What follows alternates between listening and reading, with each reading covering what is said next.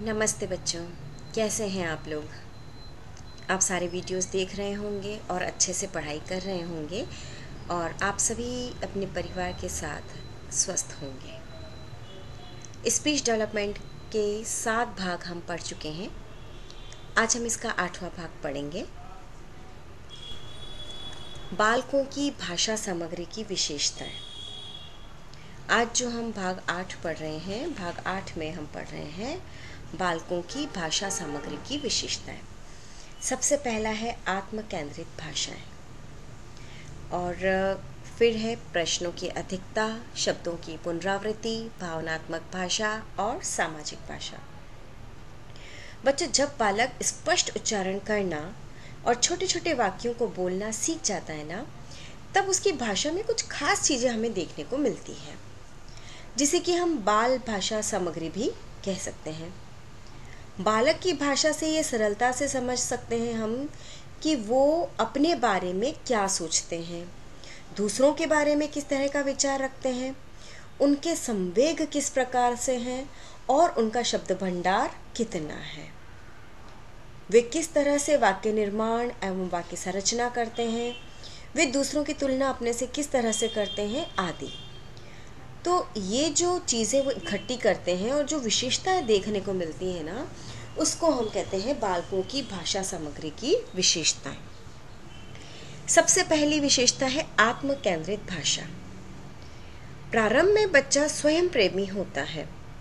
वो अपने कपड़े, खिलौने, किताबें, पेंसिल, इन्हीं चीज़ों के बारे में सोचता है और दूसरों से बातचीत करने में अपनी ही खुशियों का प्रदर्शन करता है। उनकी भाषा में मैं, मेरा, मुझको, मेरे पापा मम्मी, मेरा टॉय, मेरा डॉग, मतलब सब कुछ मेरा है ना, इन शब्दों की बहुलता बहुत अधिक होती है और वो दूसरे व्यक्तियों से अपने विचारों का आदान प्रदान नहीं करता है। वो केवल अपने ही बारे में बताता है और अपने ही बारे में बोलता रहता है ना।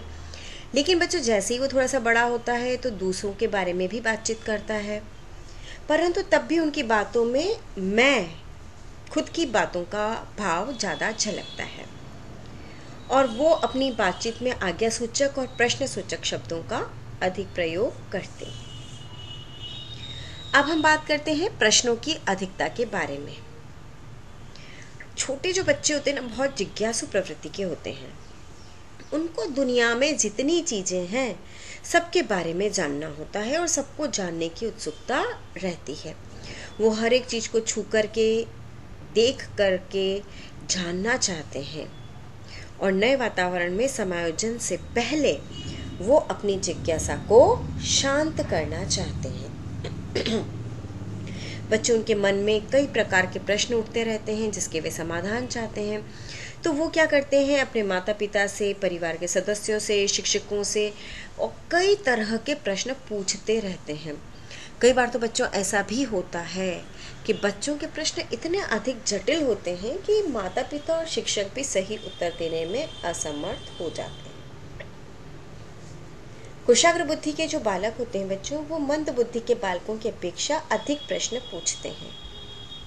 अतः बालकों के बातचीत में प्रश्नों की अधिकता रहती है और कई बार बालक क्या करते हैं, जब देखते हैं कि पेरेंट्स बिजी हैं, हमारी तरफ ध्यान नहीं दे रहे हैं, तो भी वो किसी भी चीज़ से लेकर के प्रश्न पूछना प्रारंभ कर देते हैं, यानी कि वो अपनी तरफ ध्यान आकर्षित करना चाहते हैं।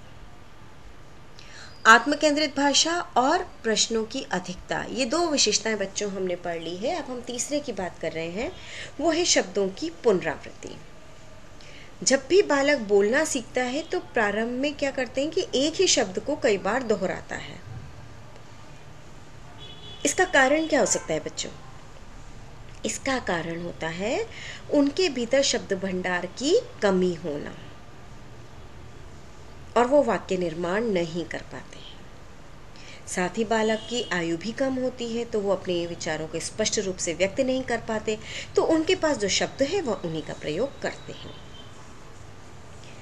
डेविस ने अपने अध्ययन में ये पाया बच्चों कि छोटे बालक जब किसी वाक्य को बोलते हैं तो उसके द्वारा बोले गए 4 शब्दों में से वह एक शब्द को अवश्य ही दोहराता है। और इसका प्रमुख कारण क्या होता है? क्योंकि वो बातचीत में कुशल नहीं होते हैं, विचारों को तीव्रता से व्यक्त करना नहीं आता है। तो ऐसी स्थिति में बालक ये नहीं समझ पाता कि उसे आगे क्या बोलना है, तो वो क्या करता है, तुरंत जो उसने पिछले शब्द बोले ना उन्हीं को रिपीट करता है और पुनरावृत्ति करता है। अब हम बात करते हैं भावात्मक भाषा के बारे में। बालक बातचीत करते समय अपने संवेगों को अपने हाव भाव के माध्यम से व्यक्त करता है। यदि बालक खुश होता है तो बोलते समय उसके चेहरे पर मुस्कुराहट होती है, दुखी होता है तो रोते हुए बोलता है, दुखी होकर के बातचीत करता है। तो बालक के अंदर जो भी संवेग है उस समय, जैसे कि क्रोध, प्रशंसा, भय, घृणा, निराशा, खुशी आदि का भाव क्लियर हमें उसके चेहरे से, उसके हाव भावों से परिलक्षित होता है। अब हम बात करते हैं सामाजिकृत भाषा के बारे में। यहाँ सामाजिक लिखा है, सामाजिकृत आप इसे समझें। जब बालक में आत्म केंद्रित भाषा का बहुत अच्छे से विकास हो जाता है तो धीरे धीरे वे सामाजिकृत भाषा का प्रयोग करने लग जाते हैं। अब वे बड़े हो जाते हैं और दूसरे लोगों के साथ संबंध स्थापित करना चाहते हैं और इसी उद्देश्य से वो अपनी बातों, विचारों का आदान प्रदान भी करते हैं। पहले तो क्या होता था, वो स्वयं सिर्फ अपने बारे में बात करते हैं। उम्र बढ़ने के साथ साथ वे स्वयं से हटकर अन्य विषयों पर भी बात करते हैं, जैसे स्कूल के दोस्तों के बारे में, रेडियो, टीवी सीरियल्स के बारे में, एक्टर एक्ट्रेसेस के बारे में, एनिमल्स के बारे में। इतनी सारी बातें बच्चे करने लग जाते हैं। तो बच्चों, अभी हमने पढ़ा बालकों की भाषा सामग्री की विशेषताएं, जिसके अंतर्गत हमने आत्मकेंद्रित भाषा, प्रश्नों की अधिकता, शब्दों की पुनरावृत्ति, भावात्मक भाषा और सामाजिकृत भाषा के बारे में पढ़ा था। अब हम बात करते हैं बच्चों वाणी दोष के बारे में। बच्चों, वाणी दोष क्या है? जब बच्चा प्रारंभ में बोलना सीखता है ना, तो उसका मस्तिष्क के जो वाणी केंद्र और स्वर यंत्र होते हैं वो इतने अधिक विकसित और परिपक्व नहीं होते हैं कि वो क्लियर उनका उच्चारण कर सके। तो उसकी जो बोली होती, जो उच्चारण होता है, अस्पष्ट, अशुद्ध और अपूर्ण होता है। तो बोलते समय हकलाता भी है, तुतलाता भी है। लेकिन ये अवस्था कब तक चलती बच्चों? 4 वर्ष तक। लेकिन अगर इसके बाद भी बच्चा हकलाता है और तुतलाता है तो बच्चों ऐसा हो सकता है कि उसका वाणी दोष जीवन पर्यंत बना रहे। वाणी में, बोलने में किसी भी प्रकार का दोष होना वाणी दोष कहलाता है। वाणी दोष को बच्चों मुख्यतः जनरली क्या होता है बच्चों, कि लोग क्या सोचते हैं कि बच्चा जो अशुद्ध उच्चारण कर रहा है ना वो वाणी दोष है। लेकिन विशेष अर्थों में इसका प्रयोग अशुद्ध वाणी से, या हम कह सकते हैं सभी प्रकार के दोष और विकारों के लिए वाणी दोष वर्ड का प्रयोग किया जाता है। वाणी दोष को मुख्यतः 3 श्रेणियों में बांटा जा सकता है बच्चों। उच्चारण में दोष, शब्दों के अर्थ संबंधी दोष और वाक्य रचना में दोष। जब बालक लगभग 1.5 से 4 वर्ष तक का होता है और बालक के शब्दों के उच्चारण में गलती होती तो वो बात समझ में आती है।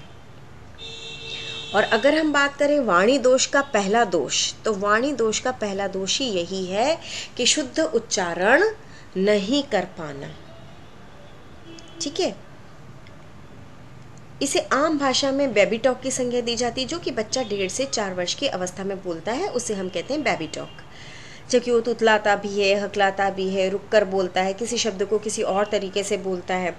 तो प्रारंभ में ये तो सब अच्छी बातें लगती है, प्रसन्नता की बातें लगती है। लेकिन यही वो अवस्था होती है जब उन्हें सही उच्चारण के लिए प्रेरित किया जाता है। और उच्चारण करते समय बच्चों में कई प्रकार के दोष पाए जाते हैं, जैसे कि बालकों को उच्चारण करते समय कुछ अक्षरों को खा जाते हैं, जैसे क्रीम के स्थान पर कीम बोलना, पार्क को पाक बोलना।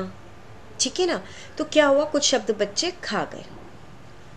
एक दोष होता है जैसे कबूतर को क की बजाय त बोल के तबूतर बोलना। ठीक है, घड़ी को घली बोल देना, ड़ को ल बोल देना, ट को त प्रोनाउंस करना तो टमाटर को टमाटर बोलना, क को त बोलना तो काला को ताला बोलना, तो ये सारे उच्चारण के दोष होते हैं। कई बच्चे बोलते समय संयुक्ताक्षर का उच्चारण सही प्रकार से नहीं कर पाते, तो उसमें वो कुछ भी अक्षर जोड़ देते हैं या फिर कुछ को छोड़ देते हैं, या तो जोड़ लेते हैं या छोड़ देते हैं। तो जैसे हम बात करें प्रसाद, है ना, मंदिर में जो हमें मिलता है ना प्रसाद, बच्चे उसको प्रसाद भी बोलते हैं। प्रार्थना को प्रार्थना, अब प्रसाद में तो र जोड़ दिया जो कि आधा था, पूरा कर दिया। प्रार्थना में र आधा था, उसको हटा दिया और वो प्रार्थना हो गया। चंद्रमा को चंद्रमा बोलना, इसी तरह बच्चा, आपने कई लोगों को सुना होगा, नाम है रविंद्र बोलते हैं रविंदर, शैलेंद्र शैलेंदर। तो ये सब क्या है, ये उच्चारण के दोष हैं। बच्चों को कुछ व्यंजन बोलने में कठिनाई होती है तो वो उसको खा जाते हैं, और जब बोलना बहुत अधिक जटिल होता है तो उसका उच्चारण गलत प्रकार से करते हैं। जैसे कि हमने पहले भी बात की थी, श के स्थान पर स का उच्चारण। जैसे कि किसी का नाम है शांता और वो अपने नाम का उच्चारण करे शांता, तो श के स्थान पर क्या बोला, स। बचपन में अगर इस दोष को नहीं सुधारा जाता है बच्चों, तो बड़े होकर के भी इसको इसी तरह से उच्चारित किया जाता है, और आपने कई जगह ऐसा सुना भी होगा, कई लोगों को ऐसे बोलते हुए सुना होगा। ण के स्थान पर न का प्रयोग, ड के स्थान पर ड़ का प्रयोग, तो ये जो सारी चीजें हैं ये उच्चारण के दोष के अंतर्गत आती हैं। जैसे कि अ, आ, छोटी ई, बड़ी ई, तो कई बार बालकों का उच्चारण इसमें डिफिकल्ट हो जाता है, तो ओ के स्थान पर यो का प्रयोग करते हैं, अ के स्थान पर य का प्रयोग करते हैं। तो बच्चों क्या होता है, जब प्रारंभिक अवस्था होती है तब तो गलत उच्चारण से कोई फर्क नहीं पड़ता है ना, लेकिन जब उम्र बढ़ती है, उम्र बढ़ने के साथ साथ व्यक्तित्व विकास पर इसका प्रतिकूल प्रभाव पड़ता है। फिर ऐसे बच्चे भावना और कुंठा के शिकार हो जाते हैं, कक्षा में दूसरों के सामने बोलने में हिचकिचाते हैं, क्योंकि क्या होता है, साथ ही लोग हंस देते हैं। तो इसीलिए माता पिता और शिक्षक का दायित्व होता है कि बच्चों को सही ढंग से बोलना सिखाया जाए। अगली बात है शब्दों के अर्थ संबंधी दोष। प्रत्येक भाषा में बच्चों कुछ न कुछ ऐसे शब्द होते हैं जिनका स्पेलिंग और मीनिंग अलग अलग होते हैं, लेकिन उनका उच्चारण एक जैसा होता है। ऐसे शब्दों को लिखने और समझने में बालक गलतियां करते हैं, जैसे कि RAIN rain, REIN run, REIGN run, लेकिन तीनों का अर्थ अलग है और उच्चारण करते समय ध्वनि एक प्रकार की निकलती है। इसी प्रकार हिंदी के, जैसे हमने कहा कि एक ही शब्द के कई मतलब होते हैं, जैसे हमने पहले भी एग्जाम्पल लिया था, कर है तो कर को हाथ भी कहते हैं, काम को करना भी कहते हैं और टैक्स भी कहते हैं, है ना। तो ऐसे शब्दों को कि कहाँ किसका प्रयोग होना चाहिए, जब वो ये चीज़ समझ में नहीं आती है तो इसको हम कहते हैं शब्दों के अर्थ संबंधी दोष। उसके बाद आता है वाक्य संरचना में दोष।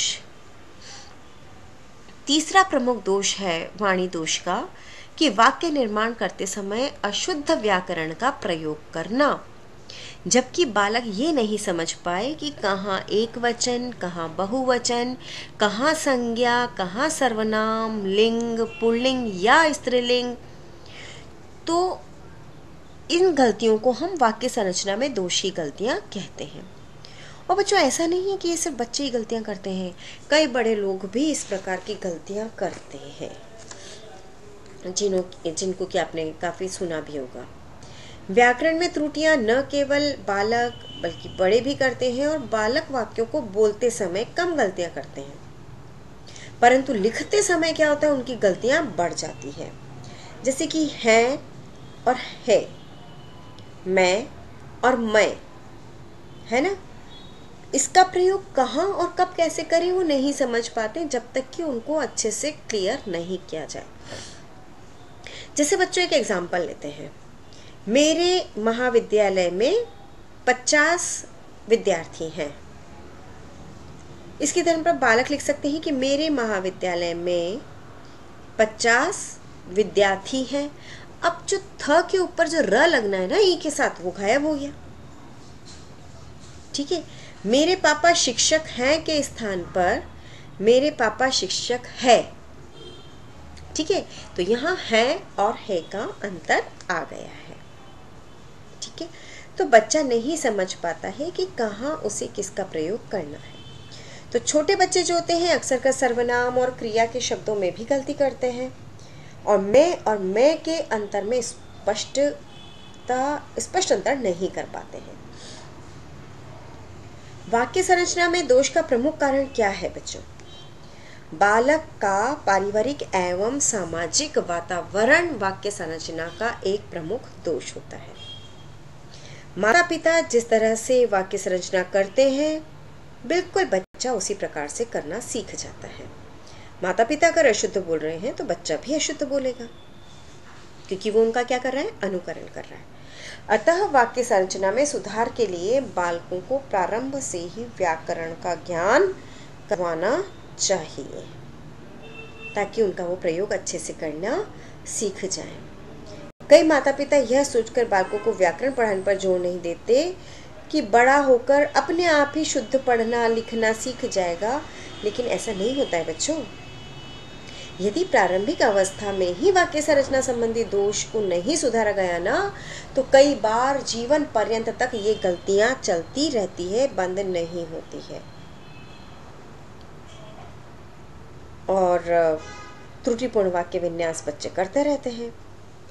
और बच्चों बालक जब वाक्य संरचना में दोषपूर्ण व्याकरण का प्रयोग करते हैं ना, तो उसके कई बुरे परिणाम होते हैं। उनका मान स्वाभिमान आहत होता है, उनकी हंसी उड़ती है, उनके व्यक्तित्व विकास पर इसका प्रभाव पड़ता है।